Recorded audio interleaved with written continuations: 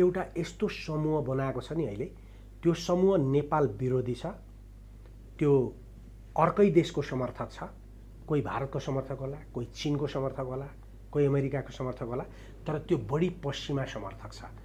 त्यसले नेपालको संस्कृतिको कुरो तपाईले लेख्नुभयो भने राणीका छोरा भनेर बोल्छ तल, कमेन्ट त्यस्तो गर्छ, अश्लील मतलब एकदम अश्लील कुरा गर्छ।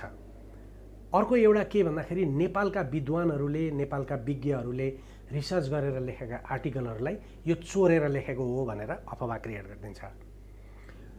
यस्तो एउटा विषाक्त अवस्था सृजना गरिराखेको छ कि नेपालका हर मान्छेलाई नेपालको अस्तित्व रहन्छ रहँदैन भन्ने विश्वास त निर्माण भइसकेको छैन, तर रहन्छ भन्ने शङ्का क्वेसन क्रिएट गरिरहेको छ। कसरी? अघि मैले भने योगी नरहरिनाथले 2028 सालमा राजा वीरेन्द्रको पालामा केही दरबारीहरूले राजा वीरेन्द्रलाई समेत भ्रममा पारेर लागू गरेको जुन नयाँ शिक्षा योजना थियो, त्यो नयाँ शिक्षा योजनाले नेपालको इतिहास ध्वस्त पार्छ, नेपालको संस्कृति समाप्त पार्छ, नेपालको सभ्यता समाप्त पार्छ, नेपालका मूल्य मान्यता समाप्त पार्छ र नेपालको जुन एउटा विभिन्न धर्म, सभ्यता र जातको बिचको एउटा सहिष्णुता छ त्यसलाई समाप्त पार्छ। त्यसकारण यो नलगाउनुहोस् भनेर भनेको कुरो आज 2028 सालदेखि यहाँसम्म आइपुग्दा तपाईँ स्कुलमा जानुहोस्, नेपालको इतिहास पढाइ हुँदैन, तपाईँ के भन्दाखेरि नेपालको संस्कृतिको पढाइ हुँदैन, किराँत भनेको के हो थाहा हुँदैन, मुन्दुम भनेको के हो थाहा हुँदैन, वैदिक सनातन धर्म भन्ने शब्द पढाइँदैन, हिन्दू धर्म भनिन्छ। हिन्दू धर्म हाम्रो धर्म होइन, सिन्धुबाट हिन्दू भएको हो। ओके, हामी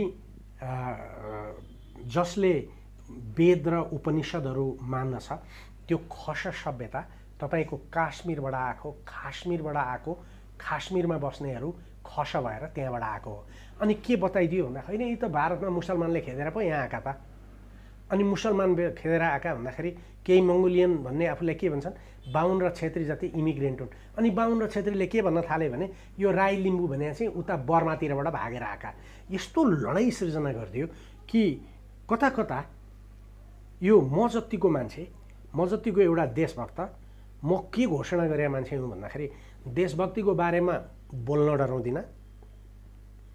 यो देशको राष्ट्र पहिल्यै थियो, राष्ट्र चाहिँ थियो तर राज्य व्यवस्था थिएन, एउटा गण जस्तो मात्रै थियो, गोपाला र महिषपाला।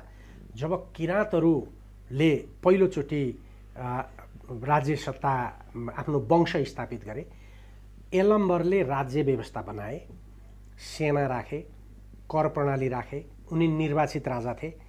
अनि त्यसपछि अदालतहरू कुथेर, लिङ्गवाल, मापचोक जस्ता अदालतहरू बनाए र सङ्गठित खेती गर्न सिकाए।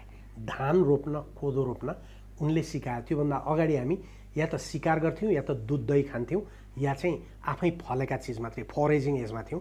एग्रिकल्चरको एजमा यलम्बरले ल्याए। त्यसकारण मैले के भन्ने गरेको छु भने नेपालको राज्य व्यवस्था निर्माण गर्ने पहिलो राजा तपाईँको यलम्बर हुन्।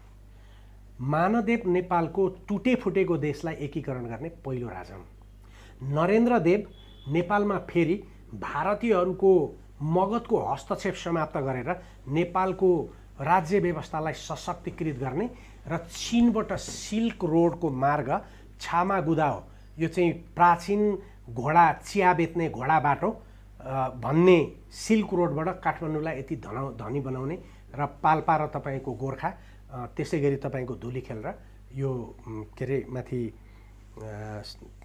उसमा छ नि हाम्रो के भन्छ कस्तो यो रामेछापभन्दा यताको जिल्ला के अरे दोलखाको त्यो पुरानो बजार छ नि, त्यो त्यति बेलाको सिल्क रोडले भने हो। त्यो यति धनी थियो नेपाल त्यति बेला कि ऊ यहाँबाट 7,000 सेना लिएर गएर भारतमा मगधलाई हराएर चिनियाहरू 648 चीनमा पुर्याउने ताकत भएको देश थियो। उनी हुन् र फुटेको देशलाई एकीकृत गरेर उपनिवेशवादका विरुद्धमा एउटा नयाँ राज्य व्यवस्था र नयाँ राष्ट्र निर्माण गर्ने पृथ्वीनारायण शाह हुन्। त्यसैले आधुनिक नेपालका निर्माता पृथ्वीनारायण शाह हुन्, प्राचीन नेपालको निर्माता यलम्बर हो भन्ने कुरामा केही असहिष्णु बाहुनहरू र क्षेत्रीहरू युवराज सङ्ग्रौलालाई पश्चिमको दलाल हो भनेर भन्छन्।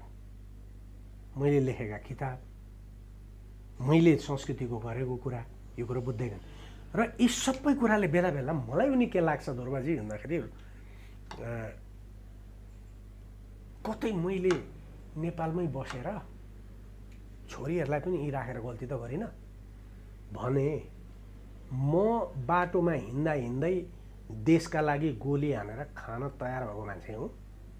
कुनै पनि बेला म मर्न तयार छु, मलाई आपत्ति छैन। तर यो देश गलत कुरा गर्ने मान्छेलाई म त्यसलाई नङ्ग्याउँछु।